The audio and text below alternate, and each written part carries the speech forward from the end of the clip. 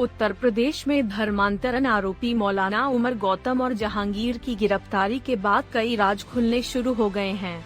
दोनों आरोपियों से एटीएस ने कड़ाई से पूछताछ की तो उन्होंने कई बड़े खुलासे किए। मूक बधिर बच्चों को रोजगार दिलाने के लिए नोएडा की डेफ सोसाइटी सरकार से बड़ा फंड लेती थी, लेकिन बताया जा रहा है कि यह स्कूल ISI के इशारे पर चलता था। इसी के साथ कई हिंदू लोगों का धर्मांतरण कराकर उन्हें जबरन आतंकी बनाया जाता था। फिलहाल इस स्कूल की संचालिका रोमा रोका से पिछले 2 दिन से एटीएस पूछताछ कर रही है।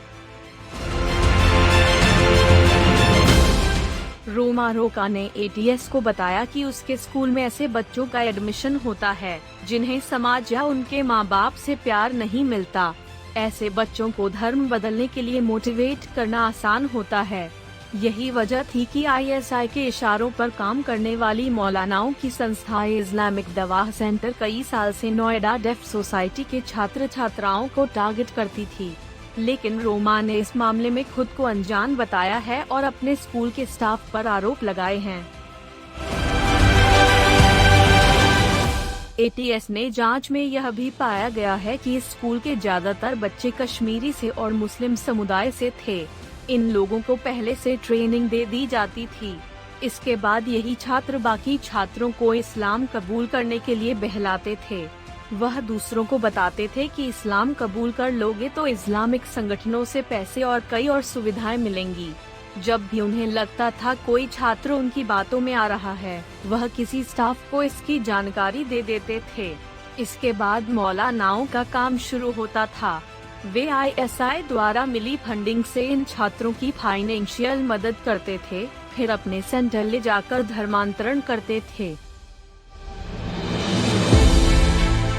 एटीएस की टीम जांच के दौरान कुछ मूक बधिर छात्रों से भी मिली तो पता चला कि आतंकी बनाने की ट्रेनिंग भी अपने ही देश में हो रही थी। स्कूल से छात्रों का धर्म परिवर्तन कराने के बाद उन्हें केरल के इडुक्की के थांगलपारा लेकर जाया जाता था। वहां पर उनकी आतंकवादी बनाए जाने की ट्रेनिंग पूरी होती कराई जाती थी। यहां पर छात्रों को जिहादी साहित्य पढ़ाया जाता था।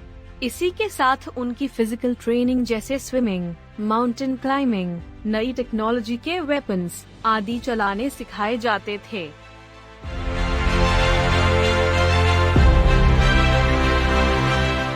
आपको बता दें कि रोमा रोका ने एटीएस को बताया कि वह हिंदू है और बंगाल से ताल्लुक रखती है। इस्लामिक दावा सेंटर के एजेंट उनके पास आते थे और खुद को हिंदू बताते थे।